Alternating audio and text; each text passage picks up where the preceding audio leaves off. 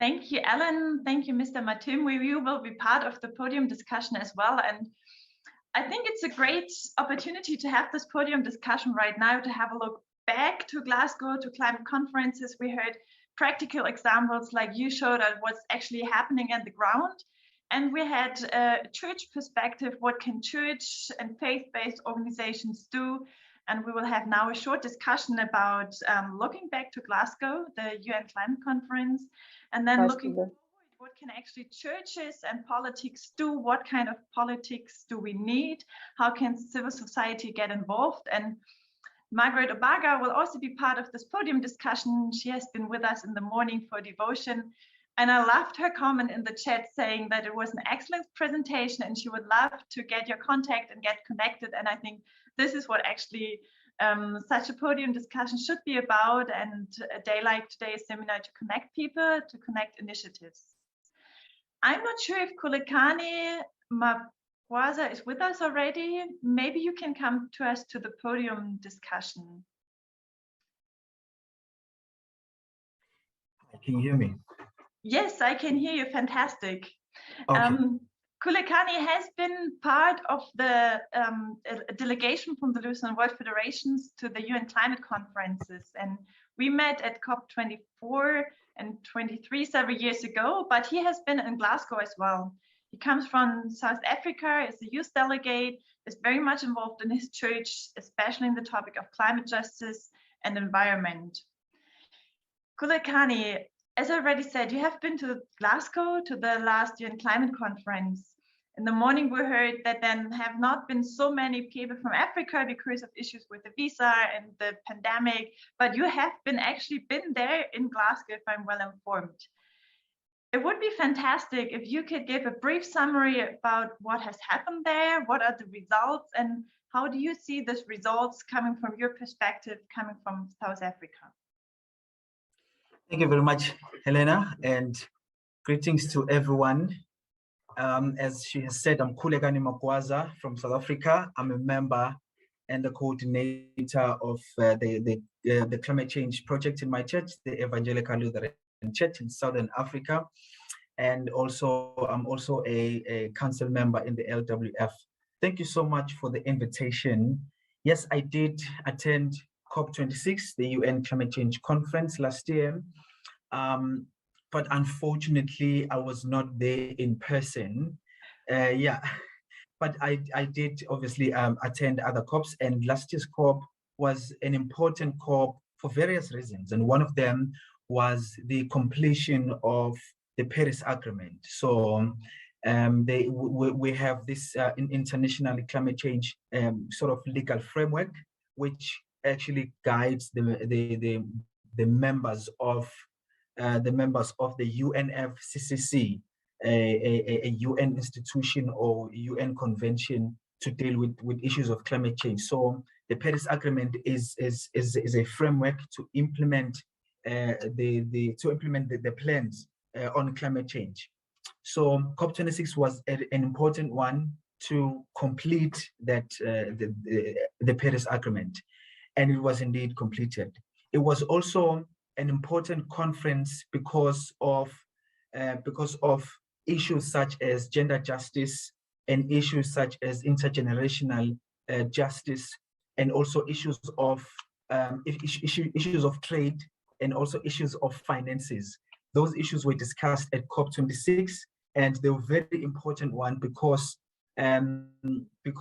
it needed they needed to be discussed at COP26. And so ourselves as churches or as LWF, we went to COP26 precisely with those in mind, to say that we need resolutions on intergenerational justice, gender justice, agriculture, and also the nationally determined contributions, and so on and so on. So that's what was COP26. And also we had about 30 young people participating there, and some of them they're from Europe, obviously, and then some of them they're from Africa. I think we had in the ELCT we had my fellow young colleague Maru, and I think two more others as well. So yeah, Thank you. Fantastic. Thank you for giving us the summary what was discussed at the COP, also from the face perspective, and you as a young person fighting for climate justice. If you now have a look at the resolutions and the outcome, is it sufficient? Is it enough for you? Or would you have loved to have stronger results? Thank you very much for that. The outcomes are not what we wanted. The outcomes of COP26 have a weak language. They have, I think, everything that we wanted, but the language is weak. For instance, when it comes to gender issues, the language is such that it just say that parties are encouraged to appoint focal points for gender issues. For instance, if the decision of the COP says that parties are encouraged, it means that parties can decide, and parties being governments or the state, so they can decide whether to do to appoint a focal point for gender justice or not. But what we wanted obviously was for the decision to say that that parties shall appoint a focal point for gender issues. And so there are other decisions also relating to NDCs, so the National Determined Contributions, which is a plan for governments to implement the Paris Agreement from their national circumstances or national context. And so the NDCs, they have I think two time frames.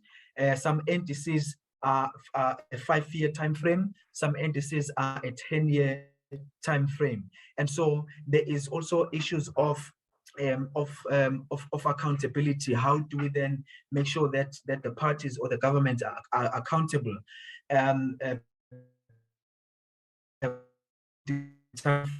So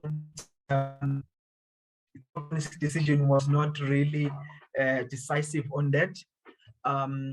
Yeah, I think to just summarize that 6 was not a success, but it was not a complete success. Because the biggest thing that COP26 did was to complete the Paris Agreement, which means that from 2022 until 2025, we are in the implementation period, or we are in the climate action period. So yeah, thanks. Thank you very much, Kulekani. I see you're very much into the whole global politics, having the NDCs, the national goals, what has been achieved, what has not been achieved. One aspect I like to pick out, and then later a question for Mr. Kitundu. Kulekani talked about weak language and having on the global level rather weak language, but we still need concrete actions in different countries on the field, so to say. And you are now the new General Secretary of the ELCT. What is your personal aim to make the ELCT more environmental friendly? Maybe not just having a weak language, but also some concrete projects. Mr. Kitundu, would you like to answer? Could you please switch on your microphone? Sorry, I forgot. No problem, thank you. Yeah, we are still discussing on how we can engage ourselves on that. But to start with, we have started with a small group of young people, the Christian youth, who are vowing to advocate on climate justice, and they've gone around. Bad enough, as I said, I didn't prepare the photos that you could see them in the action. They are going around. We have a representative in Zanzibar, and yesterday they had a meeting also to talk about climate justice. And we have a representative in Kigoma. Again, it's more than, now we've recruited a very recruited and reputable. They're even working with the ACT Alliance. There are more than 30 Christian youth representatives from different regions, that they come together and they talk about climate change and how to impact. And wherever there is a gathering for climate change or the climate issues, They are there as a church to represent the church. And also, I'm glad to see Mr. Matimbwi. I've already written the short message that I need his number, that we'll be working together toe and toe with him on how we can contribute as a church and him as a government to see how we can work together. So for our state, we can say that of planning and have a known project that we can work with. But thank God that to our side, the language is stronger. The language is stronger. It's the matter of just using them to advocate the climate justice. But all in all, as Matimwe saying, thank you for his summary. A lot we have trying to do as a church. Me, I'm talking in a part of ELCT, but I know he has already seen some of the letters that we have been writing to them that we want to engage on that. But as an engineer in this aspect, I know me and Matimbi, we are going to work very closely to see on how the church can contribute, because we have that muscle. Mr. Kitundu, thank you very much. I'm happy to hear that it's not about weak language, but they're actually happening a lot. Also about youth participation. Kulikani mentioned the aspect of intergenerational justice related to climate justice, and also that you work together with civil societies, and you're looking forward to have a cooperation with Mr. Matimwe. I mean, this is a fantastic outcome of this discussion today. Margaret Obaga, Kulikani mentioned another aspect of justice in his statement, saying it's not only intergenerational justice, but at the COP conference, it was also a lot about gender justice. And if I'm well informed, you worked in the women department, you did a lot of diaconic work. Which role do you see, which role do women play in climate justice in Kenya, in Germany, where you lived for a while, or maybe even globally? Thank you so much, Helen, for that question. It's a big question, but I can only answer as much as I'm able. Thank you also for my colleagues from Tanzania, Mr. Matimbi, and our new secretary, Robert. It's my first time to see you. I'm happy to see you, and I hope that we shall collaborate. Earlier on, there was a mention about collaborating. I'm feeling quite privileged and excited about Mr. Matimbi, whom I don't know if he's a brother to my friend Irene. I'll be very happy to contact, to have communication with the two of you so that we can work together in the East African region, so to speak. Now, the question of climate change and women or gender, you can say that women from various researches that have been undertaken are most affected by the climate change in matters of not only education, but even domestic work at home, in matters of cooking, in matters of cleaning, in matters of having available, affordable, accessible cooking energies, for example. And I'm excited at what Dr. Matimbi said about them having these various projects that are helping families and others to have a good life. So the question of gender, in this particular case, the role of women is very, very important. Therefore, from my part here in Kenya, we can say that my church, I cannot speak much about what the government is doing, but in my church, the women are very much empowered. They're being empowered. We have a program. Okay, we have a policy, a gender policy, which was launched in last year, 2021, and we are working towards empowerment of women and helping them to access, cooking fuel easily, to have it affordable, and to have it accessible. We have a school. Kenya Evangelical Lutheran Church has a Bible school. It's called Voi Bible School. And currently I'm the chairperson of the board of management. And we are in the process, and I'm part of that process of creating and developing a curriculum to be introduced in the school, but to be open for all other people to come and study a curriculum for climate change and climate justice. And I look forward very much to this, and I'll be very happy to get in touch with the both of you gentlemen from Tanzania, Dr. Matimbi and Robert Kitundu, so that we can make our East African region a good region. So the gender justice question is central to climate change. The role of women are very, very central to climate change, and we need to empower them. We don't need just to have policies, but actually to implement those policies so that we can have, we can contribute towards climate justice in our countries. Thank you very much. Thank you very much, Margaret Obaga. Mr. Matim, we're coming to you. Everyone wants to work together with you. I hope you still have capacities to, to start this cooperation. In your presentation, or when Alan introduced you, we heard that you've been living in Germany and in Tanzania, and you are very familiar with the sector of renewable energies. I would love to hear, if you compare Tanzania or East Africa and Germany, Europe, what are the challenges and also maybe the differences, the chances you see within renewable energies, especially within the comparison of the different regions? Yeah, we have different scenarios. For example, if I talk about Africa, Tanzania has done very well in renewable energy mini-grids, especially in southern of Sahara.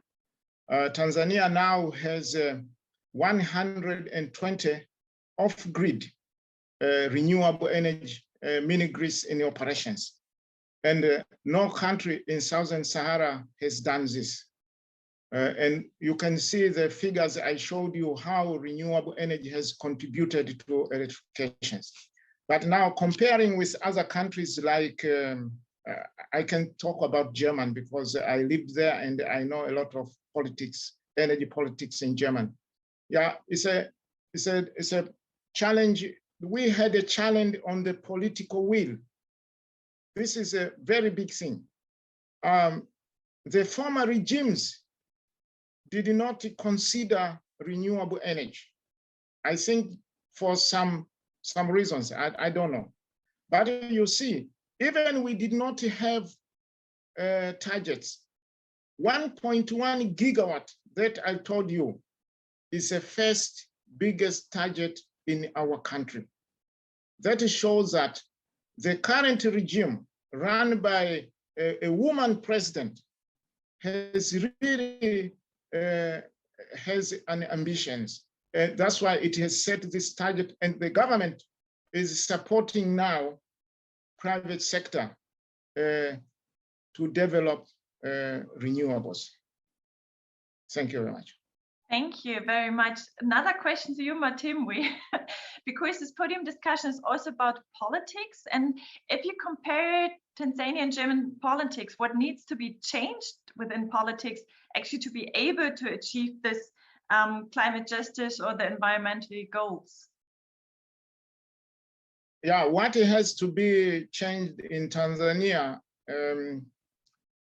to open more dialogue, yeah, and have acceptance of private sector.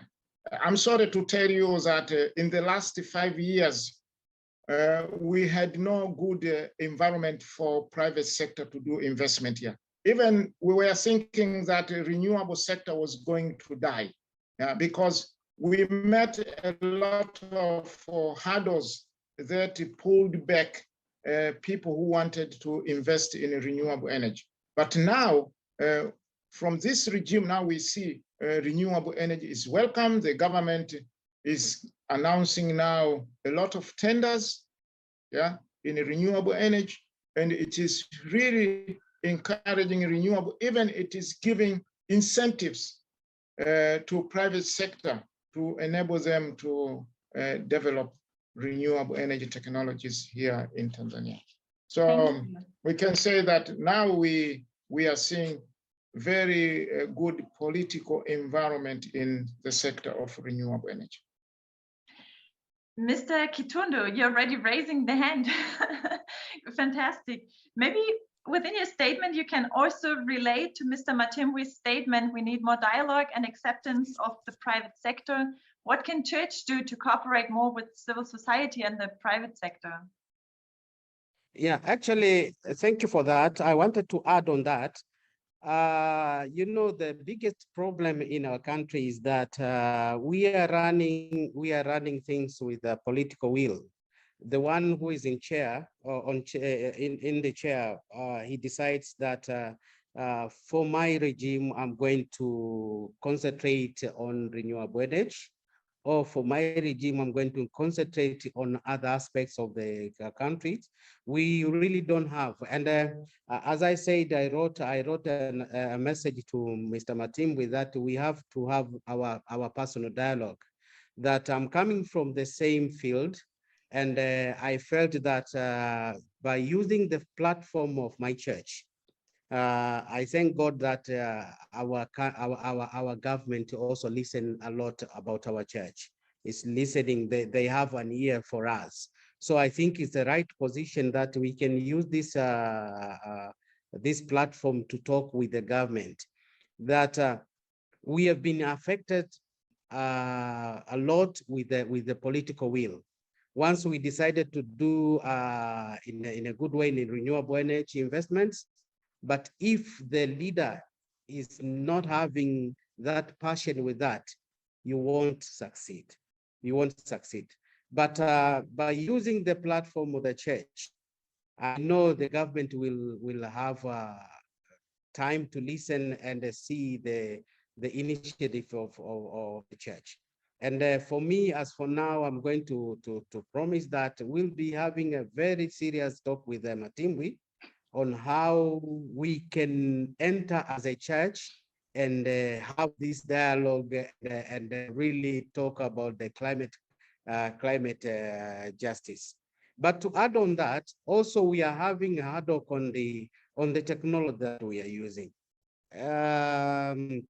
We talk about the area that they are using generators. Matimwi, you remember in 2012, we had this project, it was called the Kigoma Solar. It was under Millennium Challenge account with American Millennium Challenge account, if you remember that one. I was the one pioneering for 3 years. And even though you go to the internet and search for that project, you will see me handling these gadgets of renewable energy. We have a problem of what I can say, the equipment that are bringing in for the renewable energy, they are under quality, and the market now is really absorbed with the fake materials and the tools. That I think through this platform, we are going to see what the church can do and what we can use our partners even outside our country to bring more effective and reliable gadgets that people can use for the renewable energy. People are now aware, I think more than 80% of the renewable energy, but how to execute them is the problem. We have said a lot in our churches, we have said a lot in our government that there's this renewable energy, we can go for that. But people still using the local ways of getting energy, and this bring about the danger of climate change. Thank you very much, Mr. Kitundu. We said a lot, time is running and there's so much more to say. And I have so many questions I would love to ask you. So I would like to have 2 rounds, like very speed rounds, having very short answers to my questions. If you finish this podium discussion, Kulikani, what should everyone remember? What is the message you want everyone to take home? Your microphone? Okay. What do I want everyone to remember? I think I would say, I would like everyone to remember what is climate action. What is climate action? I'm happy that you know, there is already a conversation between the church and the government in this platform, in the person of our General Secretary in the ELCT and Mr. Matimbi. So that is action already.